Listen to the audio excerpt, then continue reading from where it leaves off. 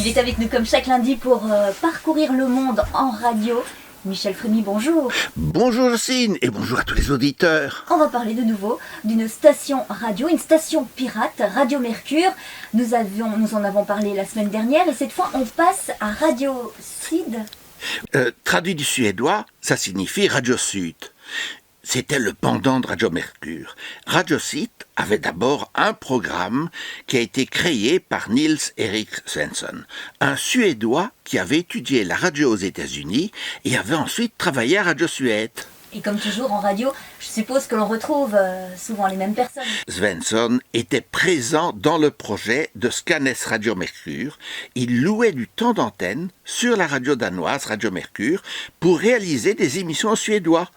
Tout se passe bien, mais en 1961, le Parlement vote la loi anti-pirate. Après 3 ans d'émission, Svensson décide d'abandonner et de retourner aux États-Unis. Il vend son entreprise à un de ses collaborateurs, Britt Wagner. Celui-ci achète des navires de Radio Mercure, le Cheta Mercure, et développe la radio de façon indépendante sous le nom de Radio Syd. La station diffusait en FM et en TV. En 1964, il a acheté un navire d'occasion, beaucoup plus grand. Devinez lequel? L'autre navire de Radio Mercure? Bingo! Le Chita 2 de l'ancienne Radio Mercure qui avait arrêté ses émissions au Danemark en août 1962. Et quand je vous disais qu'on reprenait toujours les mêmes en radio? Mais oui, Radio Syd a continué à diffuser après le vote de la loi. Mais elle a cessé ses transmissions depuis la Suède en 1966. C'était donc la fin du Chita 2 et de Radio Syd? Non, ce n'était la fin que du premier acte, car très vite le Chita 2 reprend la mer et va dépanner Radio Caroline Syd dans le navire, le Mi Amigo, venait de s'échouer. Un intérim de quelques semaines. Ensuite, le navire a repris la mer en direction du sud. Vous avez parlé d'un premier acte, est-ce à dire qu'il y en aura un second?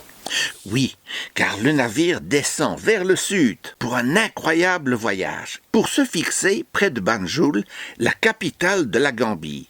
Il reprend ses émissions avec la bénédiction du gouvernement, car la radio nationale était, pour ainsi dire, entre les mains de la BBC.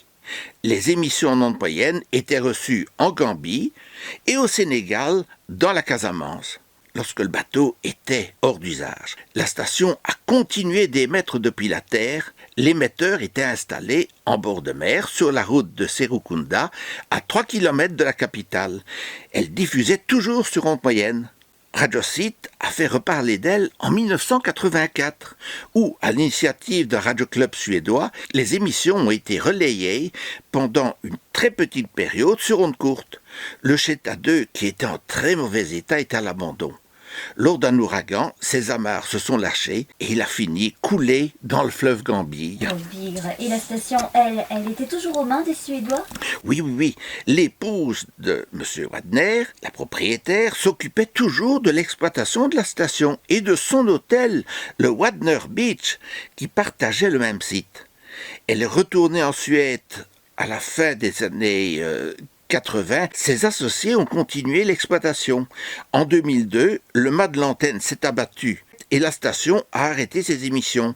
Fin janvier, hélas, l'expérience a été tout à fait terminée. Le bâtiment a été totalement détruit par un violent incendie. À la semaine prochaine. Au revoir.